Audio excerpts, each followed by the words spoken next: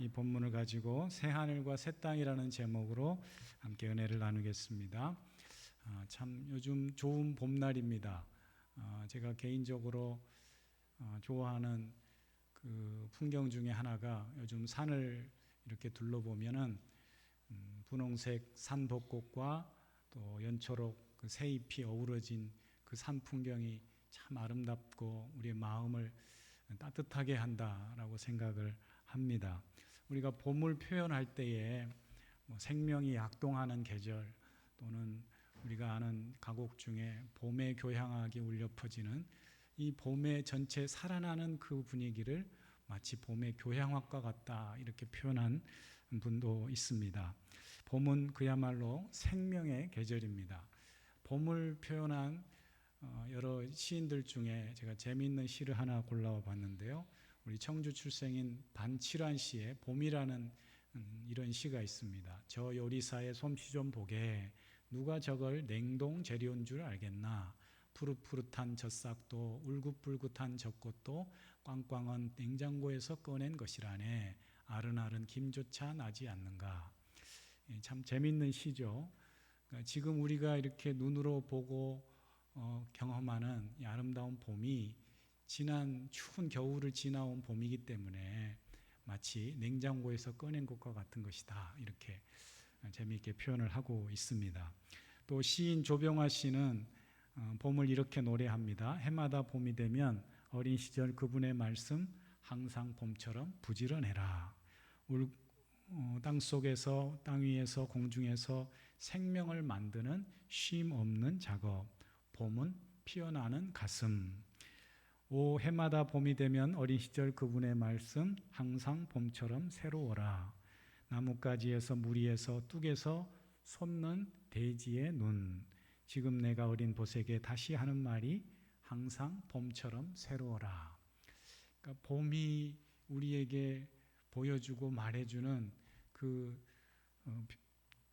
표현을 생명을 만드는 쉼없는 작업, 봄은 피어나는 가슴, 솟는 대지의 눈 이런 표현들이 참 가슴에 와닿는 것 같습니다.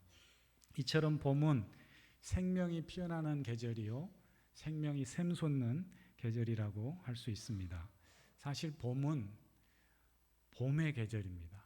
무슨 말입니까? 앞에 봄은 봄춘자고 뒤에 봄은 볼시자. 봄은 봐줘야 봄이 되는 거예요. 봄을 제대로 보지 못하면 봄을 누리지 못하는 것이죠. 우리가 그런 말을 하잖아요. 춘래 불사춘. 봄이 왔는데 봄이 아니라고. 그러니까 제대로 보지 않는 봄은 우리가 그 봄을 마음껏 누리고 있지 못하다라는 것이죠.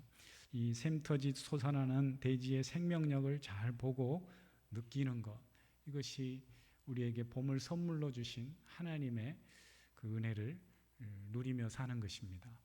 그래서 이 봄처녀들이 들로 산으로 나가서 나무를 캐잖아요. 좀 썰렁하네요. 네. 우리의 가슴이 설레는 이 봄에 하나님이 주신 그 기쁨을, 대지에서 피어나는 그 하나님의 사랑을 마음껏 우리가 누릴 수 있어야 할 것입니다. 잘 보면 대지를 품은 그 하나님의 은혜와 사랑을 느낄 뿐만 아니라 동시에 우리가 이 생명의 기쁨, 또 이 좋은 우리가 봄날에 주신 부활절이 있듯이 부활의 신비와 기쁨도 느끼게 될 것입니다. 오늘 우리는 이 복된 부활절 아침에 이사야 65장 말씀을 봤는데요. 조금은 부활절에 보는 설교 본문치고는 좀 생소하고 낯선 말씀일 수도 있습니다. 그런데 오늘 말씀을 잘 보면 부활과 연결이 됩니다. 부활이 뭔지, 또 부활 신앙을 갖고 산다는 것이 무엇인지를 다시 한번 생각하게 됩니다. 이사야 65장 말씀, 또 66장 이렇게 이사야서가 마무리가 되는데요. 이사야의 총 주제는 이 두 장에 담겨져 있다고 해도 과언이 아닙니다. 그래서 이사야는 크게 핵심적인 주제가 하나님의 의로운 심판, 그리고 하나님의 따뜻한 자비의 회복, 이게 중요한 두 개의 주제인데요. 그 마지막 결론이 뭐냐? 하나님의 회복의 사랑, 하나님의 회복의 그 마지막 결론이 바로 오늘 우리가 읽은 새 하늘과 새 땅이라고 할 수가 있습니다. 그래서 오늘 읽은 본문 17절 말씀 보면 보라 내가 새 하늘과 새 땅을 창조하노니 이렇게 시작하고 있는 것이죠. 이사야의 결론이 새 땅과 새 하늘과 새 땅이라고 할 수 있습니다. 앞에 하나님의 무서운 심판도 나오고 또 하나님의 위로의 회복도 나오지만 결국 그 하나님의 회복의 결론은 하나님께서 우리에게 주시는 새 하늘과 새 땅이라고 할 수가 있는 것이죠. 이것은 성경의 전체 흐름과도 비슷합니다. 창세기에서 하나님께서 인간을 창조하시고 그 아담과 하와를 에덴 동산에 두시잖아요. 그 에덴 동산은 기쁨의 완벽한 동산인데 그러나 우리 죄로 인하여서 에덴 동산에서 쫓겨나고 맙니다. 이걸 실낙원이라고 하는 것이죠. 그리고 하나님의 징계와 심판이 계속 반복되지만 결국 예수님을 통한 회복이 나오고 그리고 마지막 요한계시록 끝에서는 새 하늘과 새 땅으로 성경이 마무리되고 있습니다. 그러니까 하나님께서 우리에게 주시고자 했던 그 에덴의 또 새로운 회복, 그것이 바로 새 하늘과 새 땅이라고 하는 것이죠. 그 성경에 있어서도 새 하늘과 새 땅은 매우 중요한 핵심적인 처음부터 끝까지 끌고 가는 그런 핵심적인 주제이자 결론이라고 할 수가 있습니다. 이 새 하늘과 새 땅은 사실 우리의 기도에 대한 하나님의 응답이기도 합니다.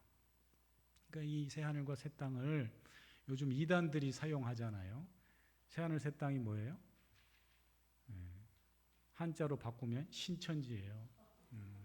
신천지가 이 새 하늘과 새 땅을 자기들이 완성할 것처럼 그렇게 사람들을 미혹하고 착각하고 있죠. 뭐 얼마만에 숫자를 채우면은 뭐 완성된다나 주님이 오신다나 말도 안 되는 얘기죠.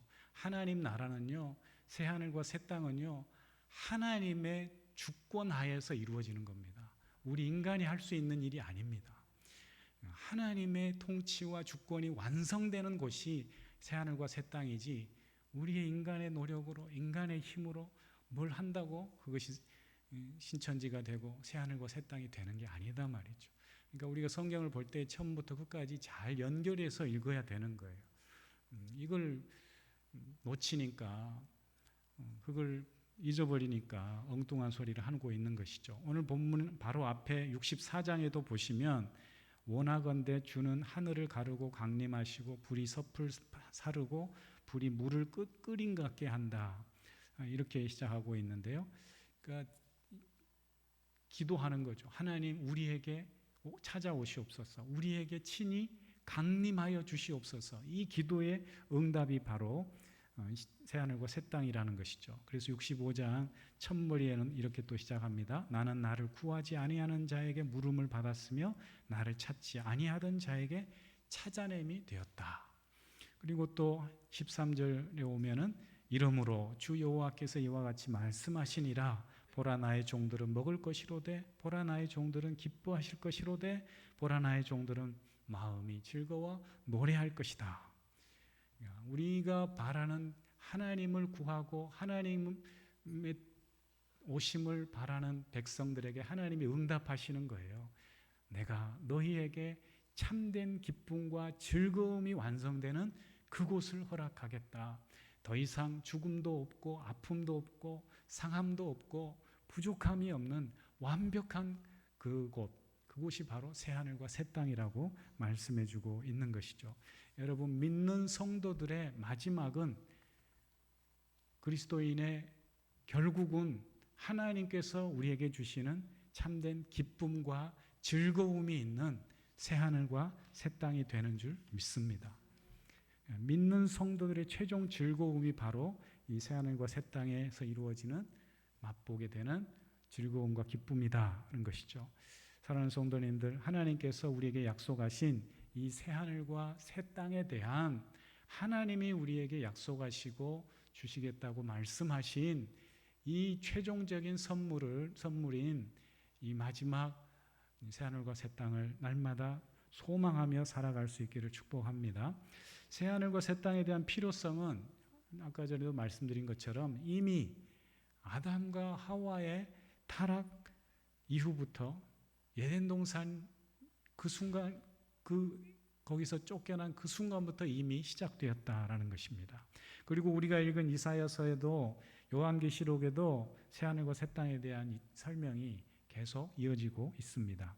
그래서 이사야서 51장에 구체적인 새하늘과 새 땅이 왜 필요한가를 이렇게 말씀합니다. 너희는 하늘로 눈을 들며 그 아래 땅을 살피라. 하늘이 연기같이 사라지고 땅이 옷같이 헤어지며 거기에 사는 자들이 하루살이같이 죽으려니와 나의 구원은 영원히 있고 나의 공의는 패하여지지 아니하리라. 여러분, 우리가 사는 이 땅, 우리에게 보이는 이 물질 세계는 결국은 사라지게 될 것입니다.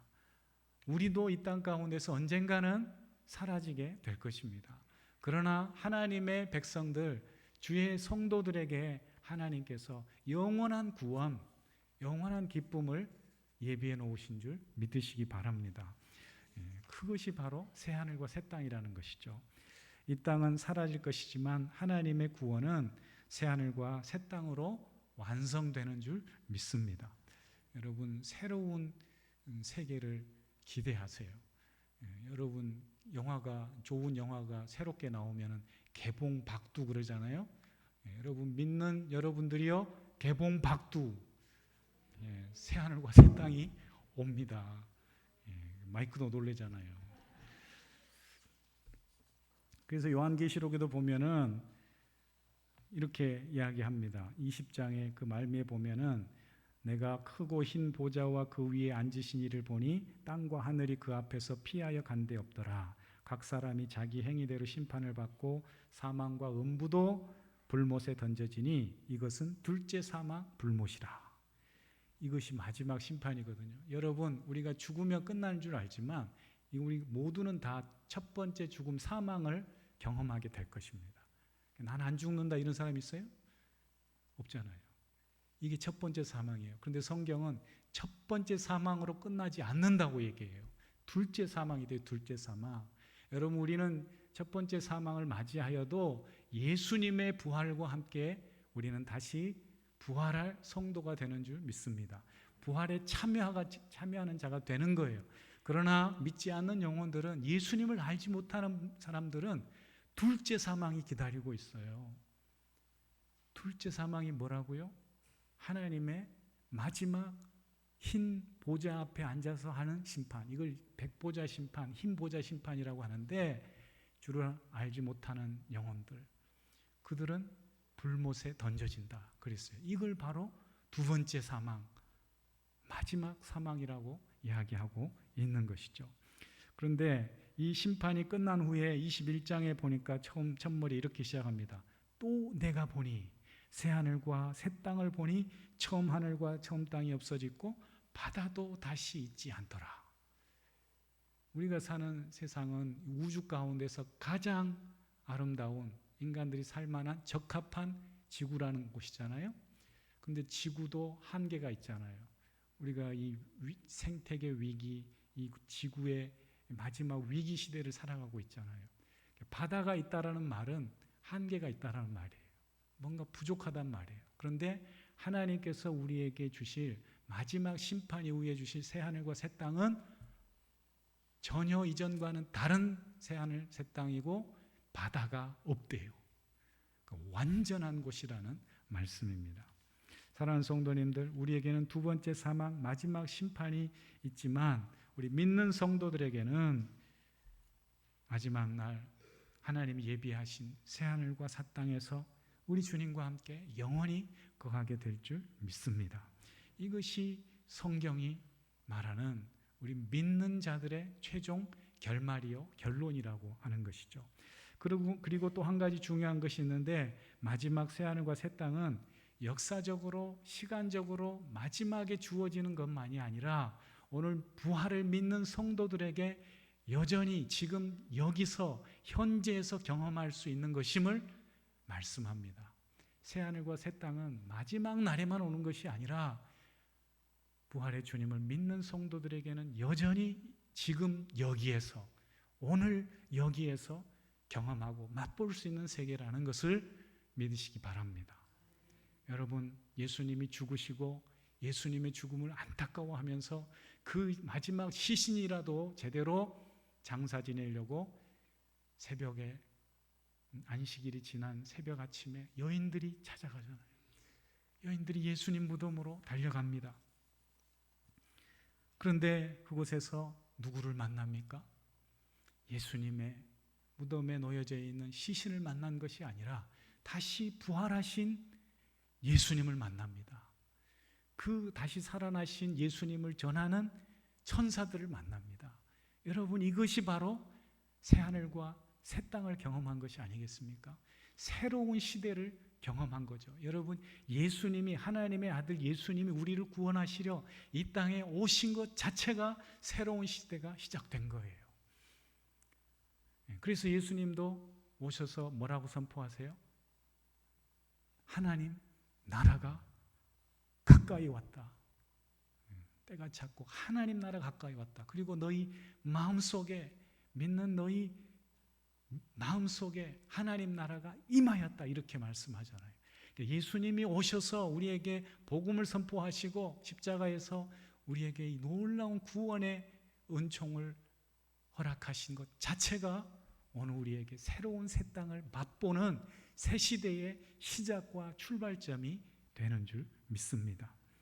우리가 매년 이렇게 부활절을 기념하고 축하하는 것은 새로운 그 구원의 도래, 새하늘과 새 땅을 미리 맛보고 경험한 자들로서 함께 기뻐하고 축하하는 자리인 줄 믿습니다. 예수님을 믿으면 여러분 새로운 인생이 시작됩니다. 새로운 삶의 기쁨과 소망을 맛보게 됩니다. 맞습니까? 똑같은 세상을 살아가도 예수님을 믿으면 그 우리 주체할 수 없는 하나님이 주시는 참된 만족과 기쁨과 평안이 샘솟잖아요.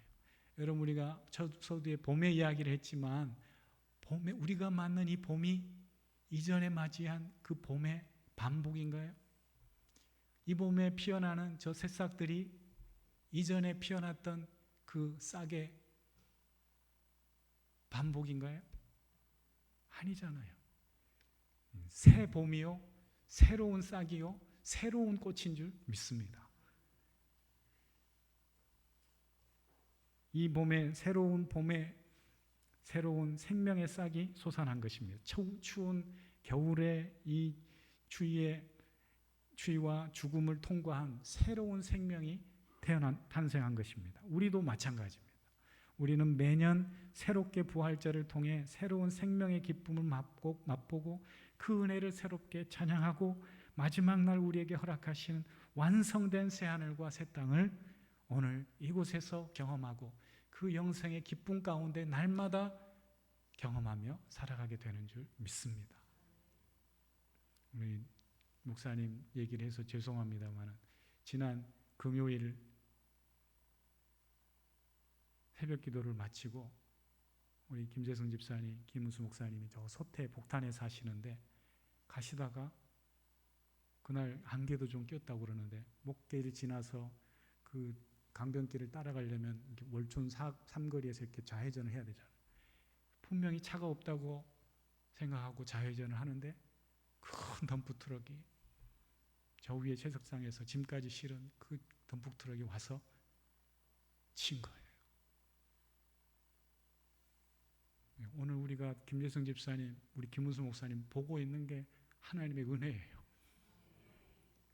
부활하신 거예요. 하나님께서 지켜주신 줄 믿습니다. 여러분, 사고가 안 나야 되지만 여러분, 그 큰 덤프트럭과 우리 조그마한 우리 모닝차하고 부딪혔는데 뭐 차는 거의 폐차해야 된다고 그러는데 두 분 그나마 물론 이렇게 좀 부딪혀서 아프시고 타박상도 있고 우리 목사님 아직 다리도 좀 불편하시고 그러는데 얼마나 감사해요. 여러분, 하루하루가 하나님께서 주신 새 생명의 기쁨으로 축복 가운데 살아가야 될 줄 믿습니다. 지난 목요일 우리가 그 호스피스 사역과 병원 사역을 하는 홍기만 목사님이 오셔서 강의를 해줬는데요. 원래 이게 호스피스 사역과 연계된 그런 교육이기도 한데, 쉽게 말하면 우리 인생을 마무리하고 죽음을 어떻게 잘 대비할 것인가, 그런 내용이 담겨져 있어요. 우리가 웰빙 하잖아요. 잘 먹고 잘 건강하게 이 땅 사는 동안에 잘 살아야 된다고 웰빙 이야기를 하지만 웰다잉은 얘기하지 않잖아요. 그런데 여러분, 웰빙을 하려면, 건강하게 잘 사시려면 웰다잉이 준비가 돼야 돼요. 사실은 죽음이 두렵고 죽음이 무서운 인생이 어떻게 웰빙을, 해피한 인생을 살 수가 있겠어요? 그런데 우리 문화가 죽음을 이야기하면 다 싫어해요. 오늘 이 부활절에 죄송합니다만, 그런데 새하늘과 새 땅, 부활을 믿는다는 것은 죽음을 가장 잘 준비할 수 있는 길입니다. 왜 우리가 죽음을 싫어할까? 이게 이제 유교적이고 조금 샤머니즘, 무속적인 영향이 있는 거예요. 우리나라는 사자를 싫어하잖아요. 그 아라비아 사자가 무슨 죄예요? 그게 왜 죽을 사자하고 연관이 되는 거예요? 그리고 엘리베이터에 가면은 사자가 죽어도 눈 씻고 봐도 안 보여요. F층이라고 하든지 4라고 그래서 4나 4나 뭐 다 같은 말이지. 어디 또 빌딩은 아예 4층이 없어. 왜 4를 이렇게 싫어하는 거예요? 또 사람 이름을 빨간색으로 쓰면 싫어하잖아요. 죽는데 어디서 온 이야기인가 제가 인터넷에 검색해 보니까 옛날 진시황이 이 빨간색이 권위 있고 멋있잖아요. 중국 사람들도 빨간색 좋아하잖아요. 자기만 쓰려고 빨간색을 쓰려고 다른 사람들은 빨간색을 못 쓰게 한 거예요. 혹시 빨간색 쓰다 걸리면은 죽어. 처형이에요, 처형감이. 그래가지고 빨간색을 못 쓰게 한 거예요. 그런데 그게 이제 어떻게 잘못 전수가 돼가지고 빨간색으로 이름을 쓰면 그것도 다 미신적인 거죠. 죽음하고 연관시킨 거죠, 빨간색. 그게 아니다 말이죠. 그게 왜 그러냐 제가 생각해 봤더니 죽음에 대한 두려움이 우리 가운데 있어요. 죽음을 두려워하는 문화가 우리에게 있어요. 여러분, 예수 이름으로 죽음은 그냥 옆집 동네 작은 또랑 건네는 것과 같아요. 왜냐하면 삶과 죽음은 같은 거예요. 사실은 동전의 양면과 같은 거예요. 산 사람이 살다가 뭐 하는 거예요? 죽는 거예요. 죽었다는 것은 그동안 살아온 삶이 있었다는 이야기예요. 삶과 죽음은 우리 인생 안에 같이 포함되는 거예요. 거부할 수 있는 게 아니에요. 그래서 여러분, 죽음과 친해지시기 바랍니다. 죽음을 맞이할 준비가 돼 있어야 돼요. 그것은 예수 믿는 사람, 예수님의 부활을 믿는 사람, 하나님께서 믿는 성도들에게 약속하신 그 영원한, 더 이상 아픔도 없고 죽음과 사망이 없고 음부의 권세가 없는 새하늘과 새 땅이 우리에게 주어졌다고 믿는 그 성도가 이 땅에서 정말 웰빙의 삶 잘 살다가 웰다잉하는, 하나님께 멋지게 가는 그런 복된 인생을 살게 될 줄 믿습니다. 사랑하는 성도님들, 우리 인생의 삶과 죽음은 자연스러운 일상과 같은 것입니다. 친해질 필요가 있습니다. 준비할 필요가 있습니다. 그래서 우리 목요일 날 오셔서 강의도 들으시고요, 같이 이 부활신앙을 가지고 죽음을 멋지게 맞이할, 준비할 수 있는 우리가 되었으면 좋겠습니다. 우리가 예수님 믿고 부활을 믿고 새하늘 새 땅을 믿으면 죽음은 더 이상 무서운 존재, 무서운 것이 아닙니다. 예수님 믿고 그 신앙을 가지고 미래가 기대가 되고 참된 소망이 있는 삶을 살게 될 줄 믿습니다.